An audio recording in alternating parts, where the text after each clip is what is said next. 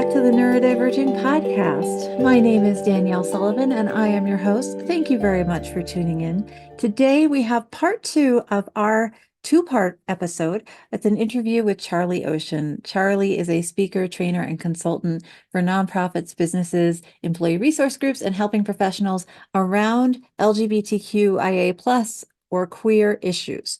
And they also have some really interesting things to say about their own identities as being a queer person and a neurodivergent person.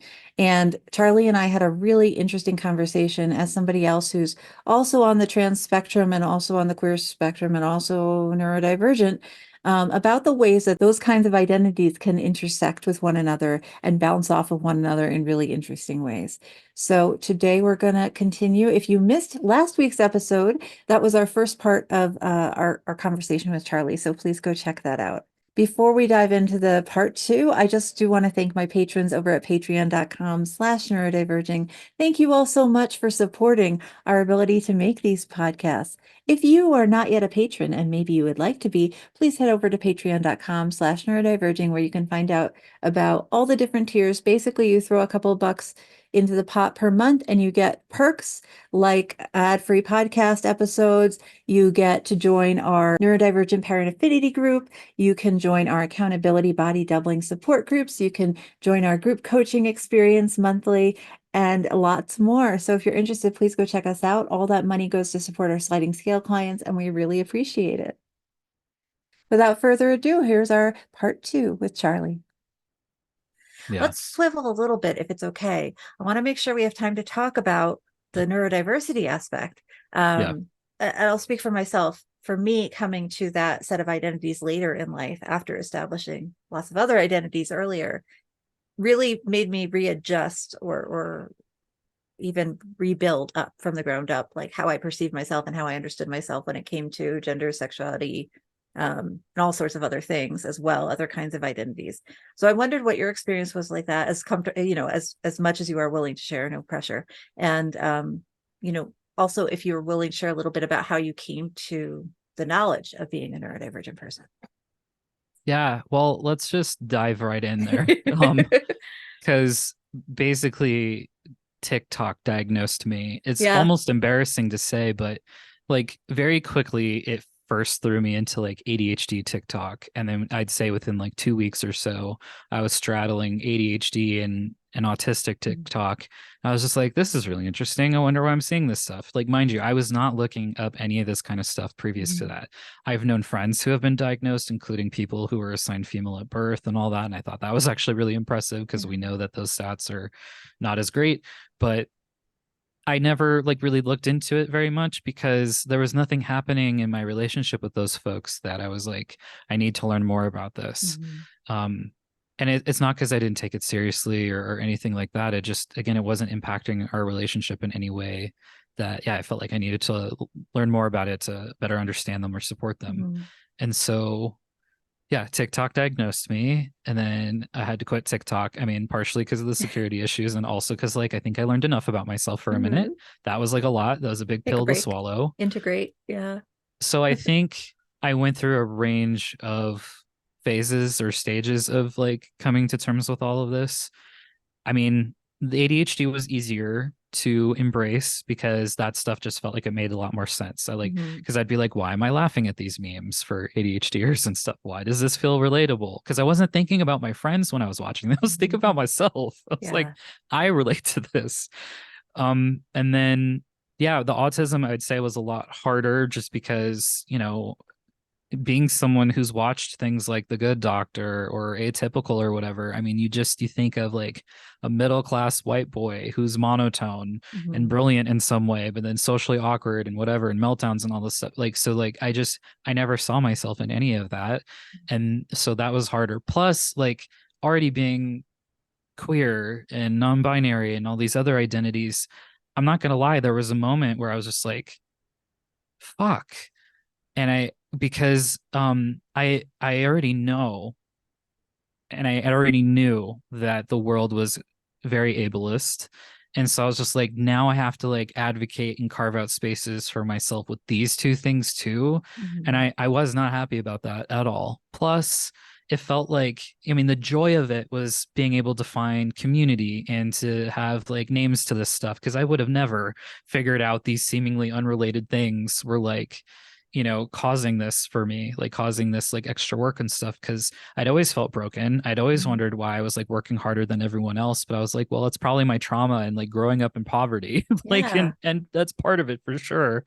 But it just felt like, yeah, late in life, getting a manual or an instruction manual for my brain. And so it was great. But then there was the anger of, there have been very specific times professionals could have caught this so that I could have gotten resources and a better understanding of myself sooner, but they failed me. And yeah, but I can trace back all the way to second grade. I know the moment that my neurodivergence started being a problem and like caused me to just have like these weird communication things with like especially authority, like teachers, VPs and organizations I've worked at, stuff like that, where I didn't understand why asking for clarification, they were just like, why don't you understand this? And it's like, well, I don't understand it because I just don't. And I'm asking you for clarification, you won't give it to me. So like you're setting me up for failure.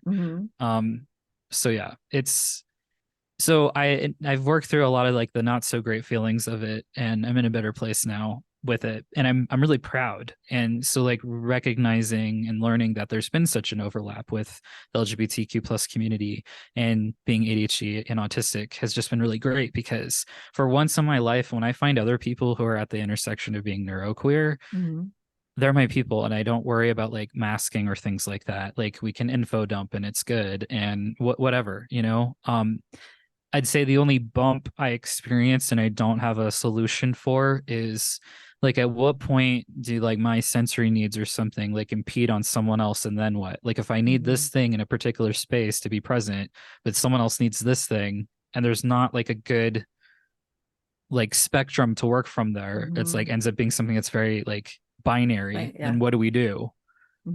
And that doesn't feel great, because like I need my needs and they need their needs. So like at what point does that boundary, like where is that boundary, and then what happens?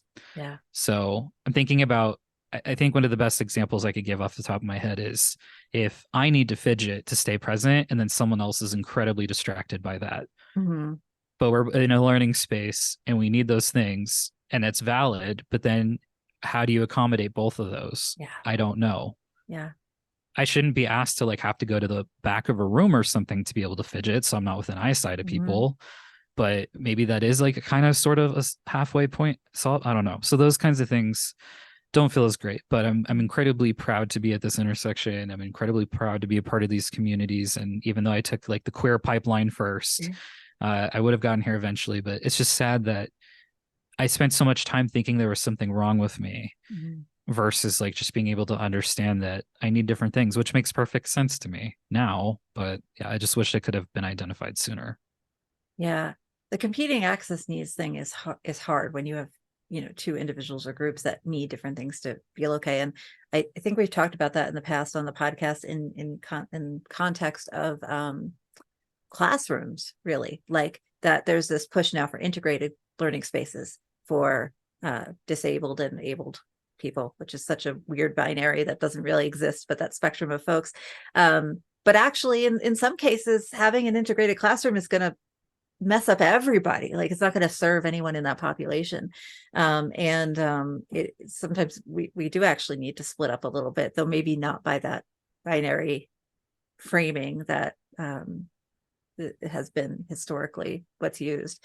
And I sort of wonder if we need to take a whole new set of lenses to the problem of competing access needs and try to figure out like, okay, well, you need to fit it. Cool. They need to have complete silence and stillness. Cool. How can we, rejigger what we're doing to accommodate both folks equally as best you can? And sometimes there's constraints, budget, time, whatever, but really it should be possible. Like in an ideal world, it should be possible. Yeah. Well, then it comes back to a lack of resources, right? Because like I've been interviewed on podcasts before and they're just like, well, how, you were, I can't think of the phrasing off the top of my head right now. Maybe you can help me refresh my memory, but basically just like being like, you're autistic. Like, how do you how do you deal with it? Like it's such a Mhm. bad thing or something. And I have to keep coming back to like it's this terrible diagnosis or something. Like And there's a stigma to it, or yeah, I forget the exact word they tend to use though. There's like a specific phrasing when they say it. So, oh, you're suffering from autism. No, I'm oh not. yeah, I'm suffering from society. Like, yeah. here's the thing. Yeah, we're all going to end up disabled at some point, if not Hmm. now, and in different ways. But like, there's certain needs we've accommodated, like glasses, Hmm. stairs.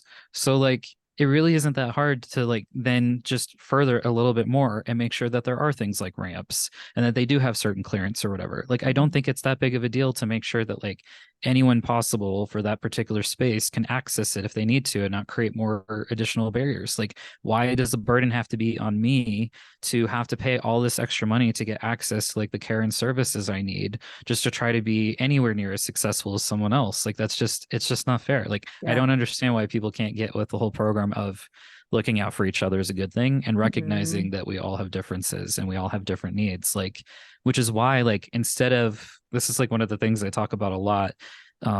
Rather than the golden rule, which most of us have been taught at some point, it spans cultures, religions, etc. Like, treat others the way you want to be treated. Like, that's how we operate. And that's actually part of the problem. But if instead we adopt the platinum rule, which was coined in the 1970s, that says treat others the way they want to be treated. And that makes so Exactly. much more sense. Hmm. Like, not everyone wants to be treated the same. I'm not saying like we're going to roll out a red carpet for people who request that, but like, like it's just help people get their needs met. I really don't think it's that hard, like for us to It's pull together and do that. it's not that hard. I also think that there's this, especially with health outcomes, with disability, specifically, there's this sort of meritocracy idea of like, well, if I do things right, I won't ever become disabled, right? And or I will never get a diagnosis, or I will never, whatever. And it's capitalism, right? It's it's Protestantism, but it's so baked in that I think people are really, it's scary to think, hey, I could do everything perfectly, but I still might be disabled when especially when I'm older, right? Physical disability is mostly what people are thinking of. And I think it's so scary for a lot of folks to have to think through that and break this idea that if I do everything right, it won't happen to me, Right. that people just they won't ever get there. Like they're too scared to get there. And I think part of the work is that kind of raising of recognition that, yeah, like it's 9.5 out of 10 people, I think, is the percentage of folks who will experience disability in their life, whether that's a quote unquote disability like autism, which some of us feel is a disability and some of us don't, but there's a social aspect too, or a physical disability, uh, like, I don't know, a vision impairment, or, which we can support with glasses, or a physical impairment that we can support with other um, movement support. I can't think of the word for like wheelchairs and Yeah, mobility yeah, aids. mobility aids. Thank you. Something that really struck me that you said like possibly a whole 15 minutes ago, so I'm sorry, It's okay. was the word broken. That when you I don't want to misframe what you said, but that there was this experience of feeling brokenness. And one of the reasons my brain latched on is because I've heard clients use that word, and I think I've even used that word in interviews before, in terms of how I felt around being neurodivergent before I knew I was neurodivergent, that I was just a broken neurotypical person. But also around in queer folks, I hear people use the word broken a lot in terms of I'm a broken straight person or cis person before they come to the recognition of themselves as queer. And I'm just using that word as a broad spectrum because I will mess up if I have to say 6 words because I slur and all these things. And to me, when I heard you say that, my brain kind of went, that right there, I think, is part of the intersectional piece of neuroqueerness, that, there, there is, and I'm sure in lots of other identities too, but there is this sort of feeling, that sort of, punk feeling of not fitting into the norm and needing to do something different in order and find your people, in order to feel not broken and to feel like actually I'm a whole human being. I'm capable. I'm autonomous. I can create a collective and a community, in this unbroken space. But you have to like come to this awareness of yourself outside of the norms before you can do that. Well, and Yeah. then, I mean, so many people treated me like I was a problem. I was heavily Mhm. bullied for a number of reasons. but the only time it was embraced when they saw like how they could take advantage of it. And what I mean by that is by the time I was in eighth grade, the school and the eighth grade council had caught wind that my ADHD ass knew all sorts of things, like Mhm. how to make it so that we could do karaoke and have like a competition. And I was DJing parties and all this stuff. So once they figured out I could do all that stuff, then it's like, oh, we love you. And then the bullying started to subside. And it's like, Mm. so it took me like showing that I had any sort of value to you. You just couldn't inherently believe in my worth and dignity as a human Mhm. being. So like, absolutely. Like, and then, it's also a very capitalist way to look at people. But also your point, like I've been trying so hard to come up with like a new initialism or ideally an acronym to like help talk about the LGBTQ plus community, because I know not everyone embraces queer, which would save a lot of us, I think. But I want to come up with something, and I've been having a heck of a time finding a way to like make sure I'm including everyone in that who wants to be included. But It's a challenge. part of it has what has been driving it even more so is I think the longer the initialism gets, I think the more ableist it is, because I Mhm. don't think it's accessible. And this is the first time I think I'm saying that publicly, but like I wholeheartedly feel that way. And that's one of the driving factors for me trying to come up with a new one. So I did, but I've been getting some critique about it. So I'm trying to go back to the drawing board on it. But yeah, I'm having a heck of a time to make sure that everyone who sees themselves in this particular community could see that in that new, I think an acronym will be best. So it's easier for people to pronounce. Yeah. But I do. I think it's incredibly ableist. So I'm not saying like don't include and make sure we include people. And I know that a plus sign is temporary and it's not going to make Mhm. everyone feel good that they're just part of the plus. Mhm. It's like, well, then what falls under the plus? But yeah, but I do want to find a way to get there. And that's the other thing too, is like, again, if we're looking at the platinum role and embracing that, not everyone's going to use the same language, but Yeah. I don't want to use terms like that we'll see that are academic, like a marginalized sexuality or something. Like, I don't Yeah. like gender and sexuality minorities. Sure, you can use that academically, but that's not what I'm going to walk around calling myself. No, and I also think, using the term marginalized centers the people we're not trying to set, like it centers the people in power. And it's like the people in power are already centered. I don't need to recenter them. I need to, something to talk about everybody else. And I get stuck on words. I am a sort of a brain kind of person. I think a lot. I'm kind of cognitively, like, that's how I interpret all the stuff that comes into my body and my brain is through. And I think the use of how we use language is really important. But I also find, um, perhaps just as somebody who doesn't particularly like social media and stuff, that people use language to exclude more than they use to include. That if I use a certain word that somebody doesn't like, because we're, say, on Instagram, a worldwide platform, right? There's going to be a word that's super common where I live that it means something totally different somewhere else. And you can actually talk to me about that, like as a human, where we're trying to understand each other and collaborate together, or we can fight about it, which doesn't Yeah. really serve anybody from my perspective. And I think there's also this challenge with this kind of binary thinking. Well, one way to say it is that a lot of us, when we're coming to understand how we want to identify, we're creating an in-group and an out-group, right? We're saying, I'm this kind and you're this kind. And those labels can be important for understanding our identity. But also, over time, those labels become exclusionary. They become binary, right? And that's not to say that a label is never useful, but that there needs to be space in our framing and our wording to both identify ourselves and still recognize that there's a spectrum, or there's an umbrella of however you want to, whatever kind of word you want to use there, to Right. include folks who aren't quite in the identifier and aren't quite out of the identifier. Like, it's too easy to get stuck in these binaries, I think. But that's really hard practically when you're working with individual real people who need individual real solutions to problems. You can't just be like, well, you're autistic so, and you're not autistic so, or you're queer and so, and you're not queer so, or you're trans and so, and you're not trans and so. It's just not helpful. So I don't know. I get really stuck up on that. And so part of me really likes the idea of having a term that embraces everybody. And part of me is like, but then what about the people who are outside that term? There's always going to be some that are sort of edge cases, maybe. I don't know. Yeah. So I get Well, it's really stuck. also Oh, same. I mean, Very that's why I autistic stopped of me. using trans. No, same. We Yeah. create this hell for ourselves sometimes, but yeah, no, like not this last September, Sorry, that but got me really good. We do create hell for ourselves. like last September, I stopped using trans to describe Mhm. my experience because yeah, it to me it creates another binary that I don't think we need, and also because like it continues to conflate sex with gender, which people are already confused about. So I Oh feel yeah. like telling people, well, my assignment at birth doesn't align with my gender identity now, or however you want to say that, like who needs to know that? That's It going doesn't back to the matter. whole genitals thing. Yeah. No one needs to know that. But so to your point, that was the feedback I got is the acronym I came up with is just too encompassing. Hmm. So it's Serogi, meant to like rhyme with like pierogies.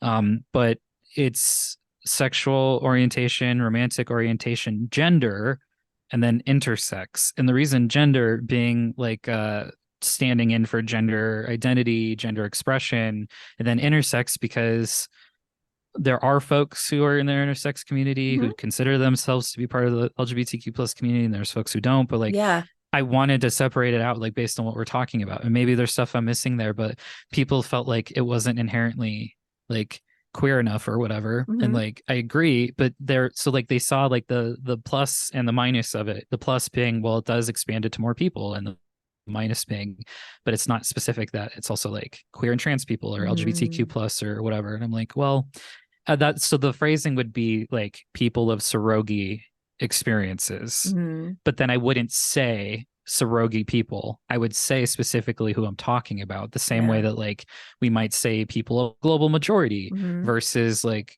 queer people, unless we're specifically talking about people who embrace and identify with queer. Yeah. Um, but yeah, saying like the specific people and not always lumping us together. And I'm not saying like I'm also trying to give like a point to those who are part of like the lesbian, gay, and bisexual communities that are like very anti-trans, non-binary and stuff, and like get away from our movement. We're different because there are folks like that. Oh But yeah.